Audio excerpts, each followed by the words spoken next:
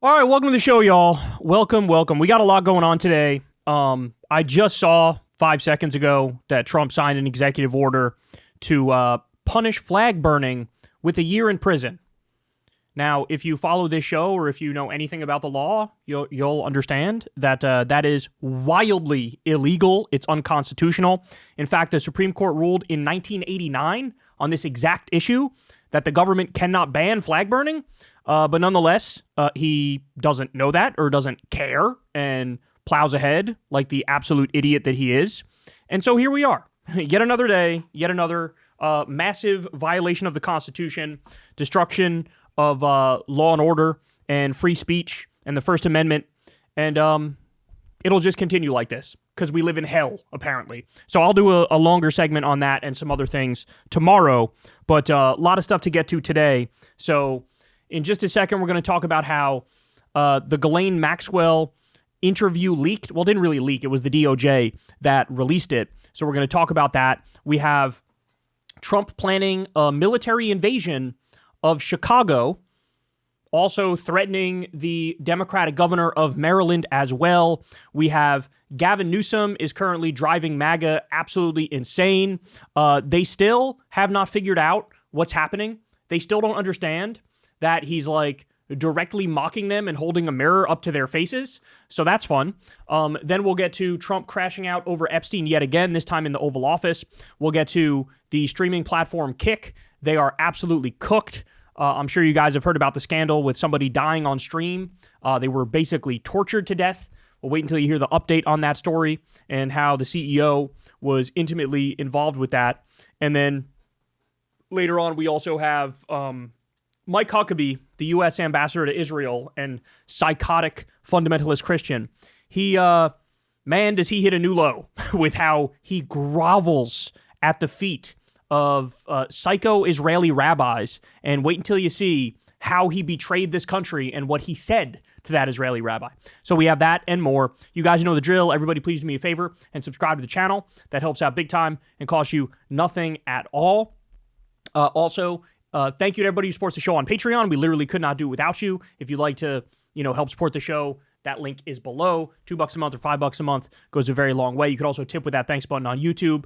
You could also sign up for Crystal Kyle and Friends on Substack. Oh, by the way, we had a little bit of an audio, tech issue on Crystal Kyle and Friends this week. We corrected it and sent back out the podcast. It's a great podcast with Richard Ojeda. Highly recommend you guys go listen to it. But we're trying to fix that to make sure it doesn't happen again. So our apologies for the audio issue this past week. And then also, guys, go subscribe to Corn's World, the YouTube channel, because we drop live Kyle and Corn episodes over there. We try to do them every single Monday, so you don't want to miss that. We have a lot of fun.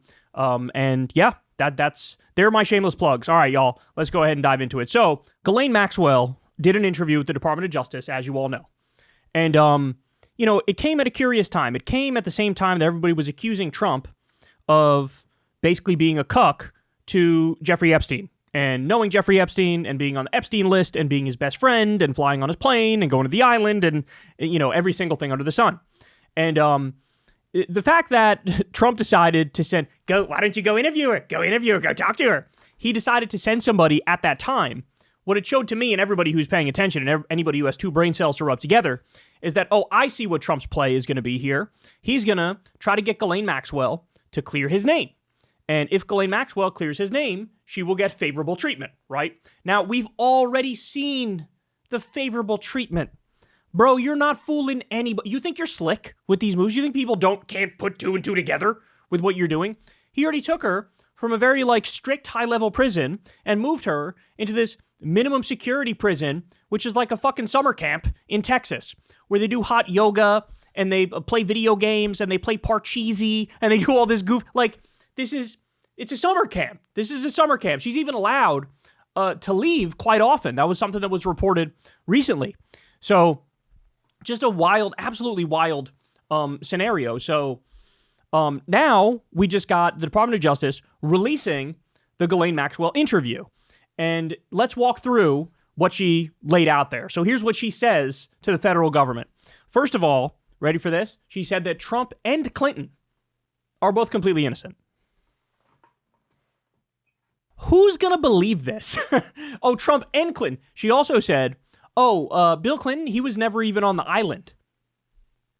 We have firsthand testimony from people who were there that Bill Clinton was on the island. What are you talking about, bro? What are you talking about? She also says, there's no client list. That's not a thing. So Trump is innocent. Clinton is innocent. There's no client list whatsoever. Ready for this? This is my favorite part. She says, well, Epstein didn't kill himself. Okay, that's something that's probably accurate. It's probably true. Ready? But it's not like it's some sort of conspiracy or something. It was probably just like a jailhouse feud that led to him being killed by another inmate, having nothing to do with a broader conspiracy. Why even bother? Well, I know why they bothered talking to this woman. I know why they bothered.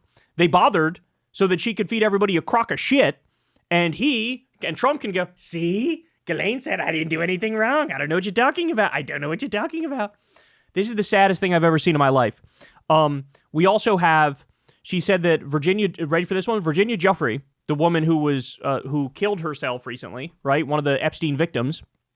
She says that that famous picture from when Virginia was young, I don't know how old she was, but 14, 16, thereabouts, right? That famous picture of Virginia Giuffre with Prince Andrew and Ghislaine Maxwell. Ghislaine says, that's a fake picture.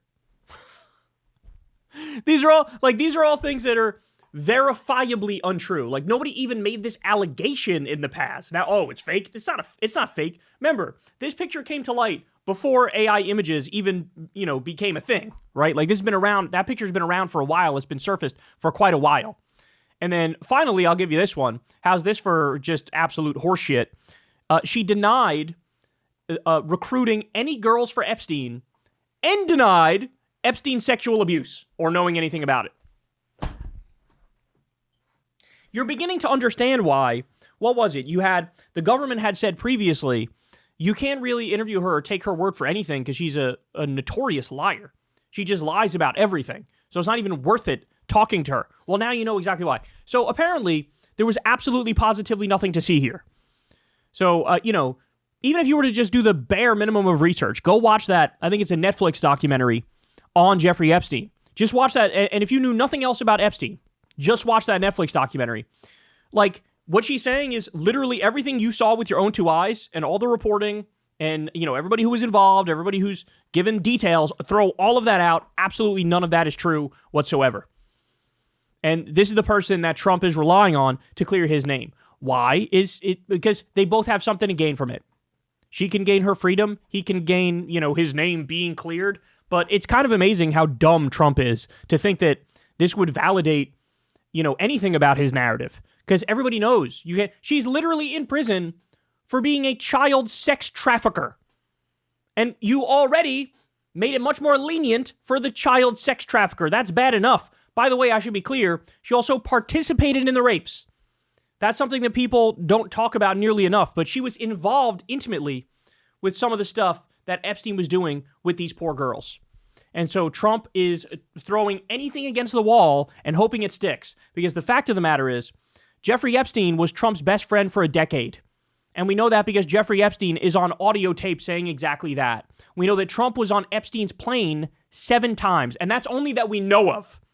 Never mind the time, we probably don't know of a bunch of different times when Epstein was on his plane, for example, or they were on some other plane together, some private plane together. Remember, the first time Trump and Melania had sex was on the Lolita Express. Epstein literally knew the inner workings and details of the first Trump White House and knew who disliked who and who was friends with who, talking about, Steve Bannon and Mnuchin or Cohn don't like each other and they go at it. How did he know all that?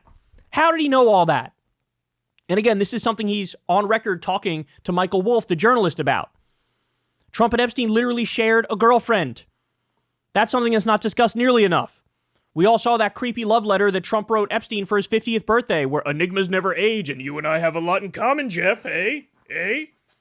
Trump offered Epstein a job in his first term. This was before everything really blew up, to the degree it is now. But according to his butler, that's what happened. That's one of the things that happened. And that probably was an attempt to say, hey, let me buy your silence effectively. Don't tell anybody any of the dirt that you have on me. So this story goes deep and it goes dark. And what Ghislaine Maxwell is effectively trying to do here is say, believe me over your lying eyes. Like that's what she's doing. Because clearly, if anybody digs even a little deeper, what they find out very quickly is not just the stuff I already told you, but they find out the real secret at the core of this, which we've been talking about. Very few other people talk about it. It's maybe like us in Midas Touch. But Epstein apparently learned human trafficking from Trump's modeling agency. Epstein said when he was setting up his child trafficking empire, he's like, we need to base this off of Trump's teenage modeling agency.